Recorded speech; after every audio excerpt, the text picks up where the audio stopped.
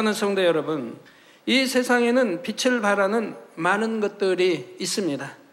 크게는 태양빛으로부터 시작해서 밤하늘을 수놓은 무수한 별빛도 있고, 사람들이 만든 각종 조명기구들도 있으며 반딧불처럼 희미한 빛을 내는 것도 있지요. 그런데 그 빛의 밝기가 제각각 다른 것을 알 수가 있습니다. 향기도 마찬가지인데, 향이 진하여 오래도록 그 향이 지속되는 것이 있는가 하면 잠깐 지나면 이내 사라져 버리는 향도 있지요. 그런데 선도 마찬가지여서 선에도 단계가 있음을 선의 말씀 앞부분에서 설명해 드렸습니다. 선의 1단계는 세상 사람들이 보기에는 선이나 하나님께서 보실 때는 선이 아니라 했고, 선의 2단계는 내게 악에 마음이 없기에 악을 악으로 대항치 않는 소극적인 의미의 선이라 했습니다. 여러분들은 1단계에 계십니까? 2단계에 계십니까? 반면 악으로 나오는 상대에게 오히려 감동을 주는 선의 3단계와 그러한 상대를 위해 생명도 줄 수 있는 선의 4단계는 적극적인 선에 속한다 했지요. 선의 4단계에 들어오면 여러분이 온영으로 이뤘다 할 수 있는 것입니다. 또한 원수마귀 사단이 주는 시험 환난으로부터 지킴받고 보호받는 차원을 넘어 원수마귀 사단의 쾌계를 능히 파할 수도 있는 영적인 강한 힘이 따르게 됩니다. 바로 선의 강한 빛이 원수마귀 사단의 어두움을 물리치는 영적인 권세와 권능으로 작용하기 때문이지요. 그래서 하나님의 나라에 많은 유익을 끼칠 수 있고 아버지 하나님께 영광도 더 크게 돌릴 수 있게 됩니다. 선의 말씀 9번째 시간으로 오늘은 원수를 위해 생명도 줄 수 있는 최고의 선을 이루어 큰 권능의 역사를 베풀고 아버지 하나님께 많은 영광을 돌렸던 사도 바울에 대해 증거하겠습니다. 사도 바울의 선이 여러분에게 임한다면 여러분도 충분히 권능을 받을 수가 있습니다. 그러므로 오늘 말씀을 생명과 능력 삼아 우리 성도님들 가운데 많은 분들이 마지막 때 성령의 도구로서 세계를 이루는 영적인 장수들로 나올 수 있기를 주님의 이름으로 축원합니다. 사랑하는 성도 여러분, 사도 바울의 선에 대해 자세히 살펴보고자 한다면 너무나 내용이 많으므로 이번 선의 말씀에서는 성도님들이 실질적으로 자신의 마음을 비춰볼 수 있는 분야 중 크게 몇 가지만 짚어서 말씀드리도록 하겠습니다. 사도 바울의 첫 번째 선의 분야는 한 번 받은 주님의 은혜에 대한 감사가 어떠한 상황에서도 변개치 않았다는 점입니다. 자, 여러분들은 어떠신지요? 처음에 주님이 영접하여 성령을 받고 나서 오늘날까지 이렇게 한 번도 감사가 변해보지 않는, 변개하지 않는 그런 마음 선들을 가지고 계셨는지요? 좌우로 치우치거나 흔들린다든가 어떤 핍박과 어떤 시험 환난 속에서 흔들렸다든가 또는 감사치 못했다든가 이런 마음은 되지 않으셨는지 점검해 보시기를 바랍니다. 예전에 제가 깊은 기도를 할 때 아버지 하나님께서 사도 바울에 대해 원래 어떤 사람이었는지 알려주셨습니다. 바울은 태어날 때부터 부모의 기로 인해 의가 아주 강한 사람이었습니다. 자존심도 강하였으며 다른 사람들보다 우월 의식도 커서 다른 사람이 자기 밑에 있기를 원했지요. 또 한편으로는 늘 탐구하는 자로서 마음속에서 어떤 한 가지에 대해 생각하면 집요하게 꼬리를 물고 생각하고 궁구하며 답을 내릴 때까지 고민하는 모습도 있었습니다. 이처럼 바울은 나름대로 많은 것을 궁구한 결과 결론 지어진 자기적인 이론과 사상으로 단단하게 자아를 형성해 갔던 것입니다. 여러분들도 이렇게 살아오면서 단단하게 이론과 틀 또는 자아를 이루어오신 분들이 계실 겁니다. 그런 것들을 이제 알고 깨트려 나가려고 하는데 힘들다, 어렵다, 오래 걸린다 하신 분들이 많이 있거든요. 근데 사도 바울은 뭐 힘들다, 어렵다 한 게 아니고 하나님, 우리 주님 만나고 나서 이러한 것들을 서슴없이 깨트려 버려 나갔던 것을 볼 수가 있습니다. 그래서 고백대로 나는 날마다 죽는다고 하는, 즉 자기가 만들어진 이론틀, 또 자기라고 하는 이 자아를 날마다 깨트려 나갔다 이 말입니다. 여러분들도 날마다 깨트려 나가고 계시는지요? 이렇게 형성된 자아와 우월 의식이 합해져서 바울은 자신이 가진 지식과 의로서 다른 사람들을 누르기를 좋아했습니다. 또한 어떤 것에 대해 변론하기를 즐기면서 언변으로 다른 사람을 굴복시키는 일을 좋아했던 사람이었지요. 저도 자아를 깨트려 버리니까 그렇게 행복하고 좋을 수가 없어요. 얼마나 저도 자아로, 의로 아주 강한, 틀이 강한 저였는데, 그런데 하나님 영접하고 그 은혜가 너무너무 감사해서 그때부터 하나님 말씀 듣는 대로, 읽는 대로 자아를 깨트려 나갑니다. 그래서 나라는 것은 처음부터 없애버렸습니다. 나라는, 그래서 하나님 말씀을 들으면 나를 생각한 게 아니고 무조건 아멘이요. 오늘 목사님 말씀 나오면 그냥 무조건 아멘, 모를 때도 무조건 아멘. 이제 그렇게 아멘하고 성장하다 보니까 이제 진리로 신앙생활 성장하다 보니까 이제 자연히 분별이 되죠. 옳고 그름이. 처음에는 무조건 아멘하고 일단은 들어서 성장해야 되겠더라고요. 이것 따지고 저것도 알지도 못하고 진리를 알지 못하고 그러면은 도대체 언제 변화되느냐 이 말입니다. 그래서 이렇게 참 자아를 얼마나 깨트려 갔는지, 그래서 참 생각해 보면 전에 하나님 영접하기 전이라고 하면 기돈 원장과 살면서 결혼한 날부터 시작해서 살면서 아마 죽을 때까지 한 번도 기돈 원장에 치진 않았을 거예요. 자아가 강해서. 하여튼 이기죠. 끝까지 이기죠. 기도 원장도 끝까지 이기려고 하는 이제 성품이었지만 그래도 결과는 제가 이기죠. 그런데 하나님을 영접하고 나서는 전혀 제 모습이 달라져 버렸어요. 기도 원장이 옳다, 맞다 그러면 그냥 그 앞에서 무릎을 꿇었어요. 여러분 한번 상상해 보세요. 도저히 남편이 아내에게 무릎 꿇는다는 게 말이 됩니까? 저는 서슴없이 꿇었어요. 한두 번 대화하고 안 되면 제가 무릎을 꿇었어요. 내가 잘못했다.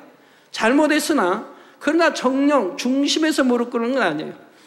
즉 다투지 않고 싸우지 않으려고 하니까 화목하기 위해서 무릎을 꿇은 거예요. 그래서 무릎을 꿇을 때 제가 말하는 거예요. 내가 진리 안에서는 잘못한 것이 없다. 기도 원장이 볼 때 틀리다고 하면 틀린 것이고 기도 원장이 옳다고 하면 옳은 것이고 그런 것이다. 그런 거에 대해서 잘못했다. 그러나 진리에 있어서는 잘못한 게 없다. 만약에 진리에 이배된 것이 있으면 나를 지적하라. 그러면은 내가 정령이 원장 앞에 눈물을 흘려 회개하겠다. 이렇게 고백을 했습니다. 참 무릎을 꿇다시피 하고 이렇게 했어요. 그러면 기도 원장이 거기서 깨어지는 겁니다. 네. 진리로 지적할 게 한 가지도 없었으니까요. 지금까지 진리로 잘못됐다고 지적한 게 한 가지도 없었어요. 그럼 진리로 한다 이 말이에요. 진리로 잘못된 거 있으면 나를 깨우쳐다오, 지적해다오. 그러면 내가 바로 회개하겠다. 그러면 이제 진리에 대해서 아무리 생각해도 뭐 어긴 게 없고 지적할 게 없으니까 그때 기도 원장이 이제 잘못했다고 하는 겁니다. 내가 잘못했다고 눈물을 흘리며 잘못했다고 이제 비는 겁니다. 그래서 바로 화목이 이루어지지요. 근데 사도 바울도 마찬가지입니다. 주님 영접하기 전과 우리 주님을 영접하고는 이렇게 180도로 달라져 버렸다 이 말입니다. 여러분도 이게 중요한 거예요. 나는 남자다, 아내다, 나는 남편이다, 나는 아버지다, 뭐 회사의 머리다, 그래도 뭐 자존심이 있지, 이런 게 필요 없는 거예요. 주 안에서, 진리 안에서는 필요 없는 거예요. 우리 주님처럼 되라 이 말이에요. 우리 주님은 만왕의 왕으로 독생자, 만군의 여호와 하나님의 독생자 아들로서 이 땅에 오셨어도 섬기러 오셨고 낮아지러 오셨고 온유하셨고 이러셨다 이 말입니다. 그리고 사도행전 22장 3절에 기록된 대로 당대 최고인 가말리에르 문화에서 조상들의 율법에 엄한 교훈을 받았고 하나님께 대하여 열심히 있는 자였습니다. 이러한 바울에게 있어서 예수님이 하나님의 아들이요 구세주라는 것은 도무지 자기적인 의에 맞지가 않았고 그냥 묵인하고 지나칠 수 없었지요. 그래서 바울은 예수 믿는 사람들을 잡으러 다니는 일에 앞장섰던 것입니다. 이게 바울이 한 번도 제자들이나 우리 주님이 그 기사 앞에서 권능 행하신 것을 본 적이 없거든요. 듣기는 했을지라도 본 적은 없다. 그러니까 듣기는 해도 안 믿었다 이 말입니다. 안 믿었다 이 말이에요. 그래서 이렇게 잡으러 다니는 일에 앞장을 섰다 이 말이에요. 그런데 바울이 이렇게 자기 의가 강할 뿐 아니라 한번 옳은 것을 깨우치면 변개치 않는 중심임을 우리 아버지 하나님께서는 아셨지요. 그래서 때가 되매 하나님께서는 바울에게 은혜의 체험을 허락하시게 되었습니다. 다메섹이라는 다른 도시에까지 예수 믿는 자들을 잡으러 원정 가던 바울을 우리 주님께서 만나 주신 것이지요. 바울의 예전 이름은 사울이었는데 주님께서는 다메섹 도상의 사울에게 나타나셔서 사울아 사울아 내가 어찌하여 나를 핍박하느냐, 나는 내가 핍박하는 예수라 말씀하셨습니다. 나는 내가 핍박하는 예수라. 바울은 이 일 이후 사흘 동안 눈으로 보지 못하고 식음을 전폐하였습니다. 갑자기 눈이 보이지 않으니 밥인들 먹겠습니까? 더군다나 이제 주님의 음성을 들었잖아요. 내가 핍박하는 그가 바로 나다라고 음성까지 들었지요. 그리고 하나님께서 예비하신 아나니아를 통해 자신에게 향하신 하나님의 뜻을 알게 되었지요. 그러니까 3일 동안은 보이지 않는 3일 동안은 지금 금식하며 기도를 하고 있었다 이 말입니다. 바로 예수 그리스도의 이름을 이방인과 임금들과 이스라엘 자손들 앞에 전하게 하기 위해 자신이 핍박했던 예수님이 자신을 선택했다는 사실이었습니다. 이제 참된 것을 깨달은 바울은 완전히 변화된 삶을 살아가게 됩니다. 예수 그리스도를 먼저 믿은 사람들 중에서 바울이 변화된 것을 의심하며 여전히 경계하는 사람들도 있었지만 바울은 그러한 것에 개의치 않았습니다. 사도행전 9장 22절에 보니 오히려 사울은 힘을 더 얻어 예수를 그리스도라 증명하여 다메섹에 사는 유대인들을 굴복시키니라 했지요.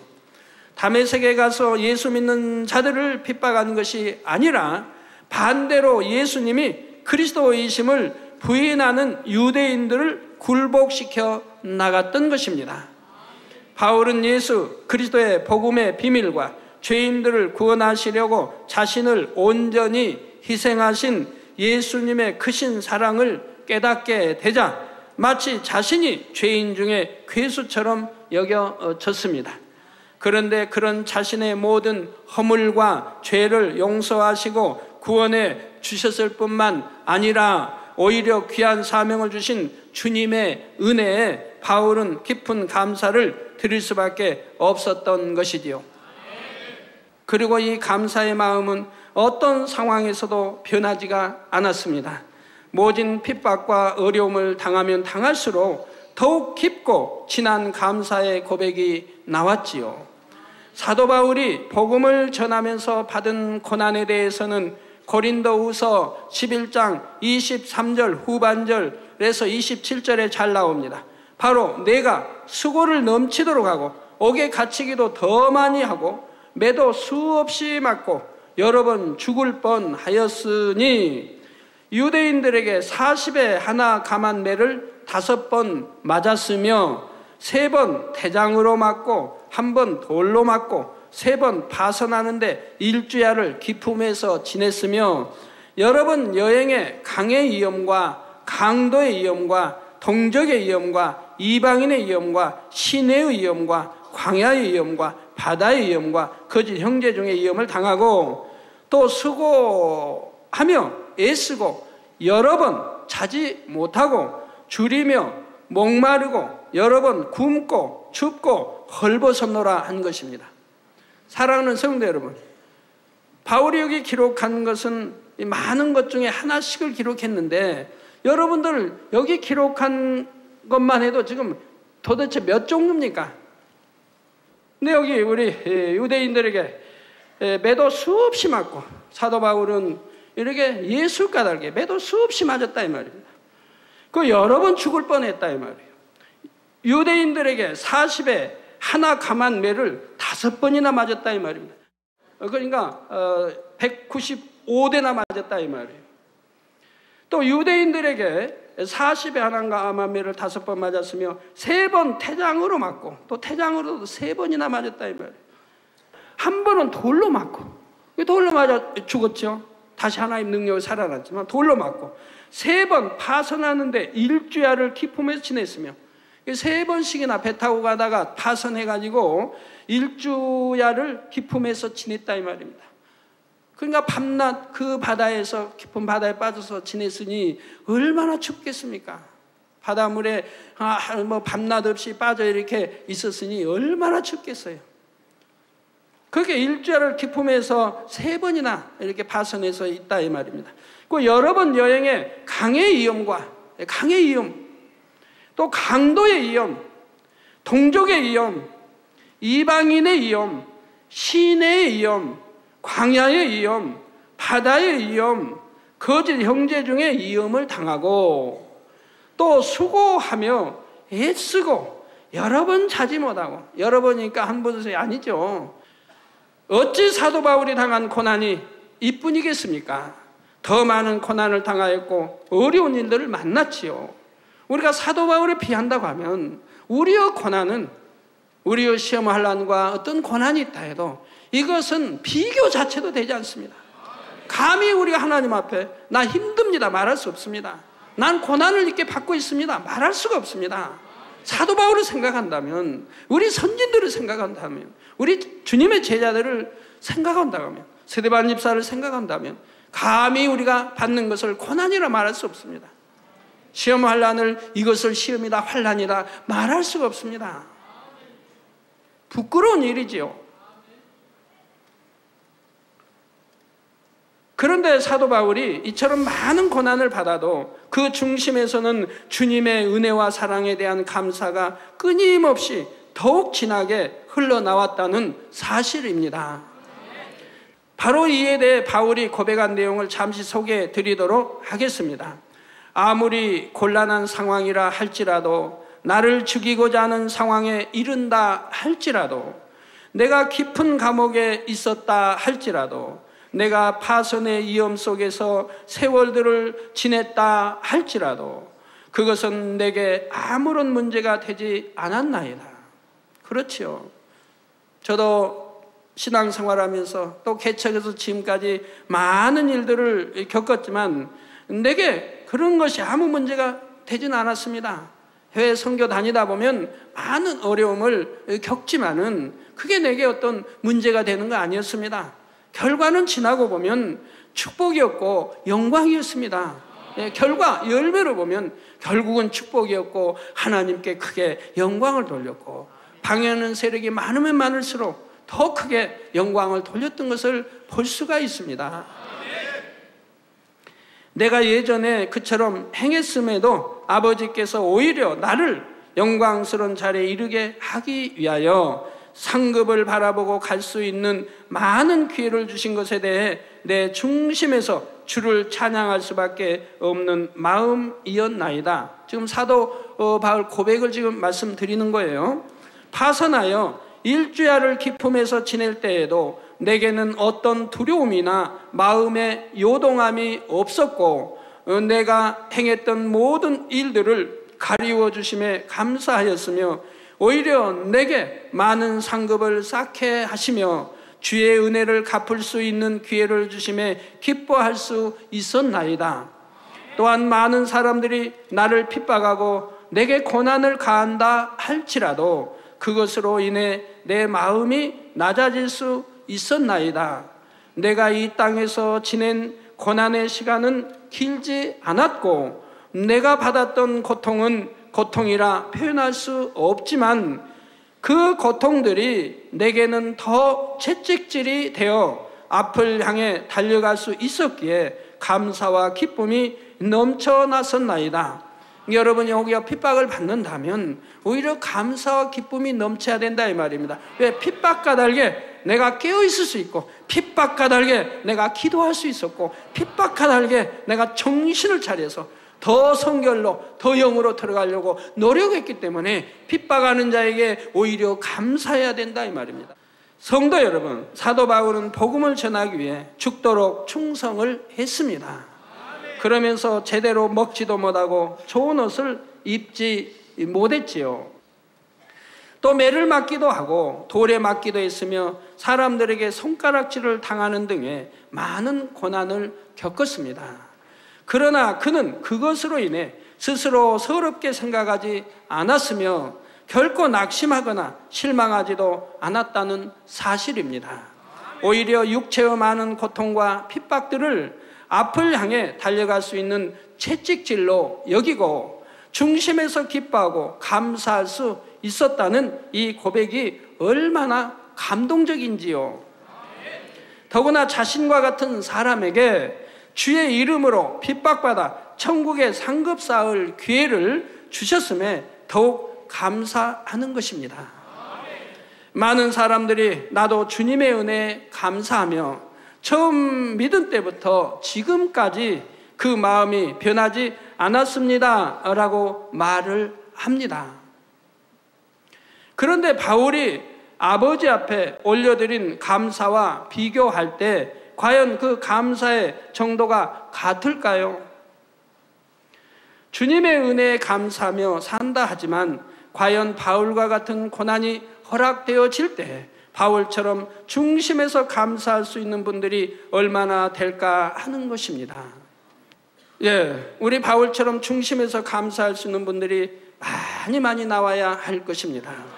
바울의 고백에 비하면 고난이라도 할 수 없는 작은 어려움에도 이내 절망하고 낙심하지 않았는지 자신을 한번 돌아보시기 바랍니다. 간절히 기도하고 간구한 대로 어떤 일들이 되어지지 않을 때 이내 절망하고 낙심하지 않았는지요.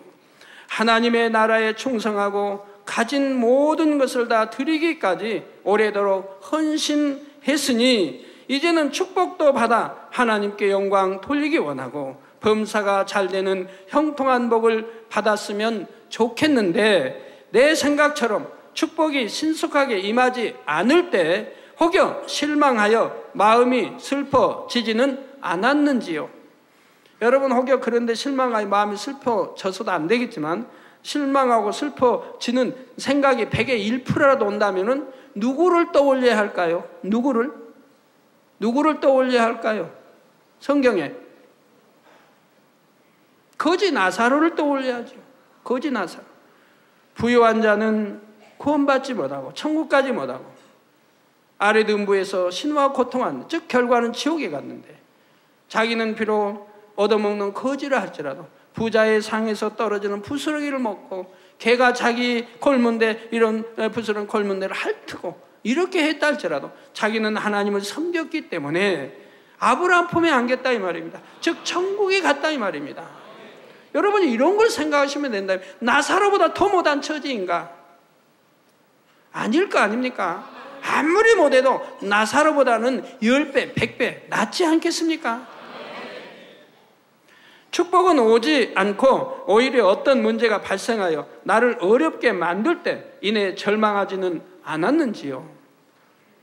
결과는 천국이 있는데 절망할 일이 뭐에 있습니까?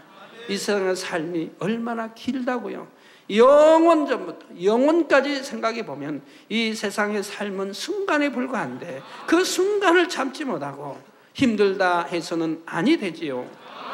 나는 아버지를 사랑하여 이처럼 충성하는데 아버지는 왜 지켜주시지 않았을까 하며 혹여 서운한 마음이 들지는 않으셨습니까?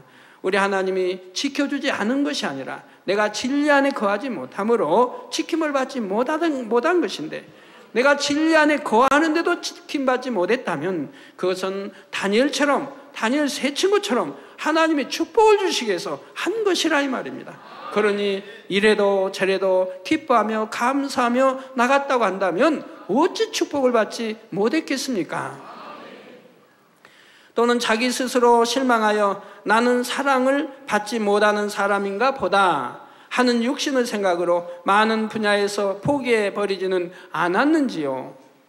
만일 이러한 마음이 들었던 분에게 바울과 같은 고난이 임한다면 과연 감사의 고백이 나올 수 있을까요? 한 가지도 나오지 않을 것입니다. 감사의 고백은 고사하고 믿음을 온전히 지킬 수 있을 것인지도 염려되는 것입니다. 사도 바울은 주님을 만난 이후로 한 번도 주님의 은혜에 감사한 마음이 변하지 않았고 주님에 대한 뜨거운 사랑이 식지 않았습니다. 그래서 주님을 만난 이후로 주의 복음을 전하기 위해 죽도록 충성하고 종국에는 순교의 자리에 이를 때에도 오직 감사의 고백을 올릴 수가 있었지요. 그러니 사도 바울은 참 이렇게 정열적이고 뜨거웠기 때문에 하나님이 홍보석을 주셨습니다. 저도 개척 전에 어떤 모임을 갈 때 하나님이 저에게 홍보석을 주셨어요. 그때는 그 의미는 잘 몰랐지만 또 홍보석을 그 뒤에 이제 개척해서 쭉 그 의미를 알게 됐지만요. 이제 내 생애가 이렇게 마감하는구나 하고 착잡한 마음이나 회한의 마음이 든 것이 아니요, 즉 사도 바울 말입니다. 든 것이 아니요, 죽음의 두려움으로 인한 경직된 심정은 더더욱 아니었습니다. 너무도 보고 싶고 너무도 그 품에 안기고 싶었던 주님을 이제 곧 직접 배울 수 있다는 기쁨으로 인해 가슴이 벅차올랐다는 사실입니다. 예전에 한번 소개해드린 적이 있지만 사도 바울이 순교당하기 위해 참수터를 향해 한 걸음 한 걸음 나아가면서 주님께 드린 고백을 다시 한번 말씀드리겠습니다. 사랑하는 주님, 이제 잠시 후 주님을 배울 것을 생각하니 참수터로 향하여 내딛는 저의 발걸음마다 기쁨과 감사가 가득하나이다. 육의 몸은 포승줄에 묶였으나 저의 영혼은 자유하며 죽음은 조금도 두렵지 않습니다. 오직 너무도 그립고 사모하는 주님을 친히 배울 수 있다는 생각에 부푼 가슴을 안고 뛸 듯이 주를 향해 나아갑니다. 지난날 다메섹 도상에서 광명한 빛 가운데 먼저 제게 찾아와 만나주신 주님, 그때 저는 주님을 핍박하던 자요, 주님의 면전에서 많은 해를 가했던 자였는데 이제도 영광 중에 주님께서 저를 맞아주시니 주님의 그 은혜와 사랑을 어찌 다 갚으리이까.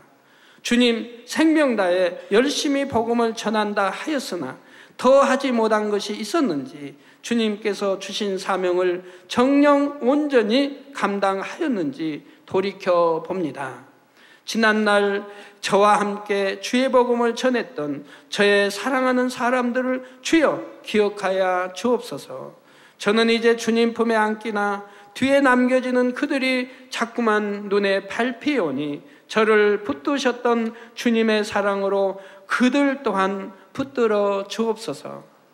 지난 모든 삶을 돌아보건대 주님께 드릴 고백은 오직 감사뿐이니이다.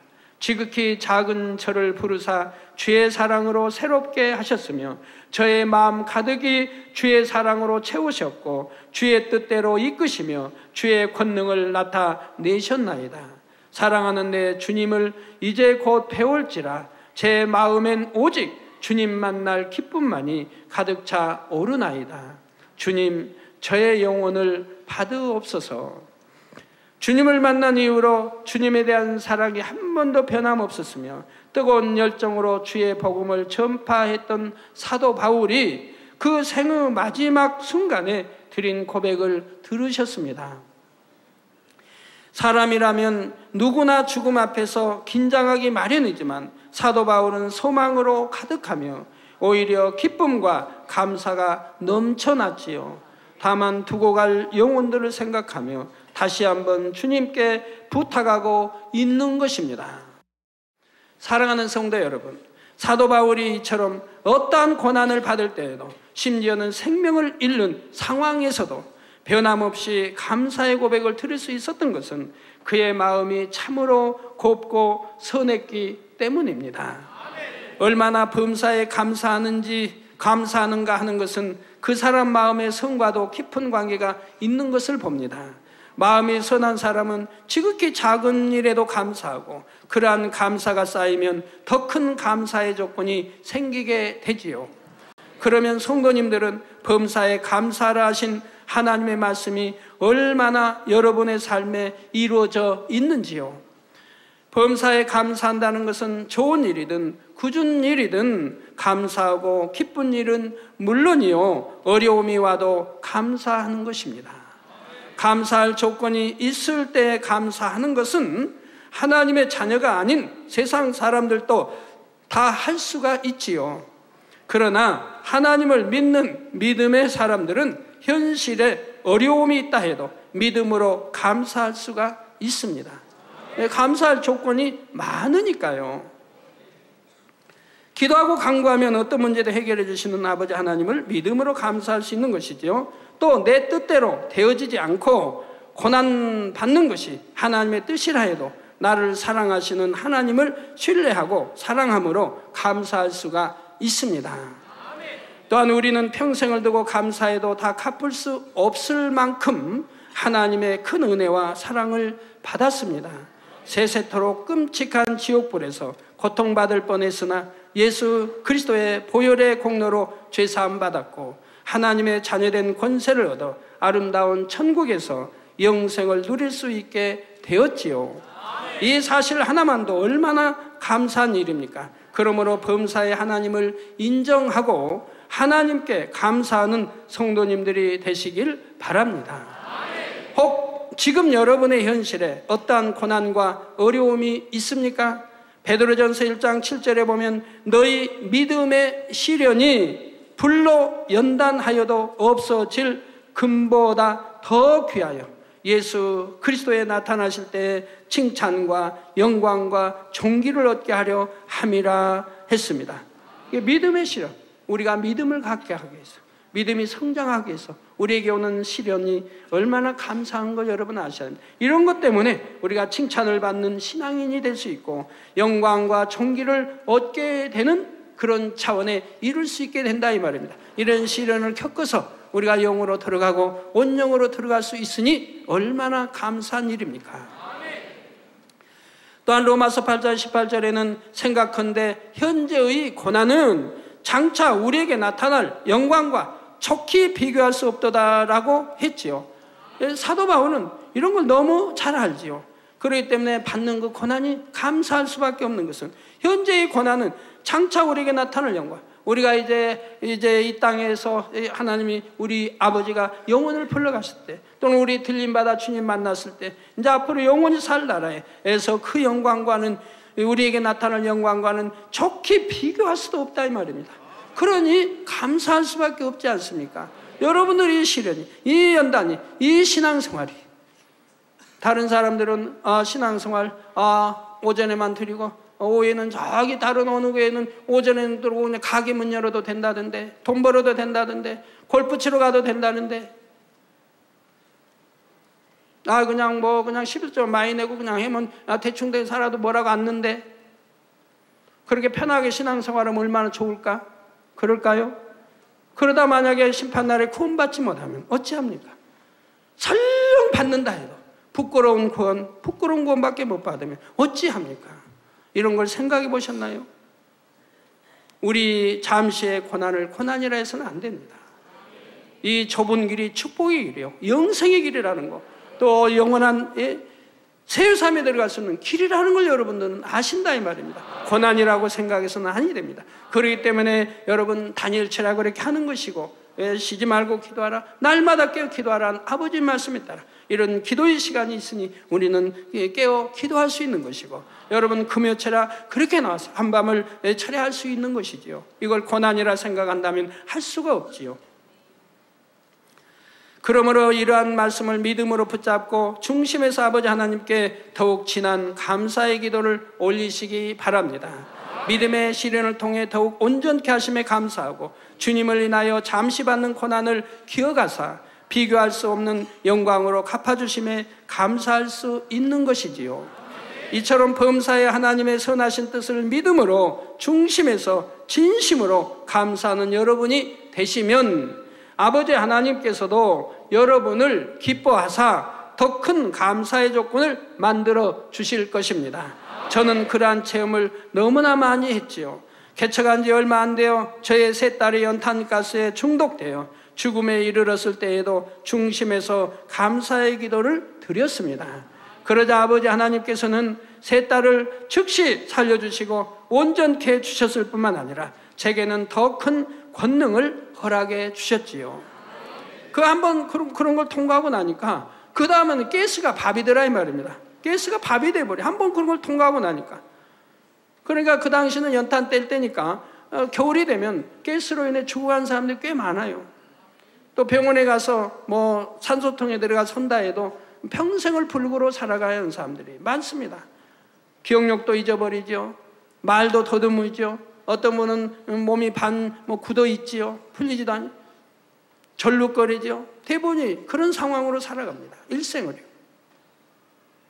그러지만 그렇게 연탄가스에 취해서 오랜만에 발견돼도 수시간 후에 발견돼도 의식을 잃어버리고 수시간 후에 발견돼도 제 앞에만 오면 단 2분 내에 완전해졌으니까요.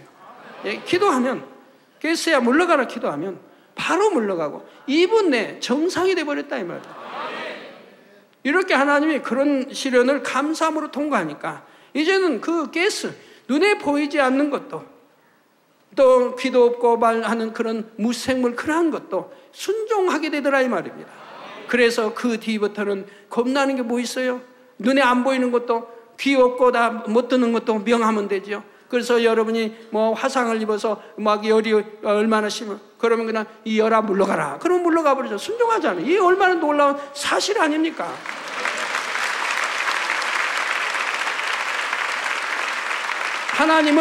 하나님을 인정하지 않는 사람은 뭐 믿거나 말거나 그러나 여러분은 사실인 거 안다 이 말입니다. 수많은 사람이 체험한 것이요 또 사실이니까요. 명하기만 하면 그 듣지 못하는 귀도 없는 그런 열이라 할지라도 연탄 가스라 할지라도 또 어떤 독성이라 할지라도 물러가는 것을 수없이 보셨다 이 말입니다. 네, 그래서 이렇게 세 딸을 살려주시고 온전케 해주셨을 뿐만 아니라 제게는 더 큰 권능을 허락해 주셨죠. 이게 공이라 이 말입니다. 세 딸이 있는 딸이 개척하고 얼마 되지 않았어. 개척하고 뭐 반년밖에 안 돼서 여기 이제 죽어가는데 죽을 수밖에 없는 그 상황이 죽었지요. 죽을 수밖에 없죠. 그런 상황에도 제가 단에 올라가서 감사 기도를 올렸습니다. 하나님이 얼마나 감동을 받으셨을까? 여러분 한번 생각해 보세요. 여러분이 하나님이라고 생각해 보세요. 그런 믿음 있는 아들이나 딸을 봤을 때 얼마나 하나님이 감동을 입으시겠습니까? 지금 낳은 딸들이 다 죽어가고 있는데 철약 끝나고 지금 연탄에서 취해서 지하실에 자도 다 죽어가고 있는데 오히려 단에 올라와서 그 육에 아비 된 자는 올라와서 감사 기도를 하고 있습니다. 하나님의 감동함을 입으실 수밖에 없잖아요. 그리고 제가 안수는 했지만 내가 그 아이들 안수가 살아난다고 생각은 전혀 못했습니다. 그 당시 내가 이렇게 기도해서 살아난다는 생각은 전혀 못했어요. 그러나 기도는 해야죠. 그래서 차례로 그 청년을 비롯해서 기도를 했을 때 청년은 이미 호흡이 끊어지고 굳은 상태였는데 기도했을 때 바로바로 살아나는 것을 우리 성도님이 보고 그때 얼마나 눈물을 흘리고 환호를 했습니까?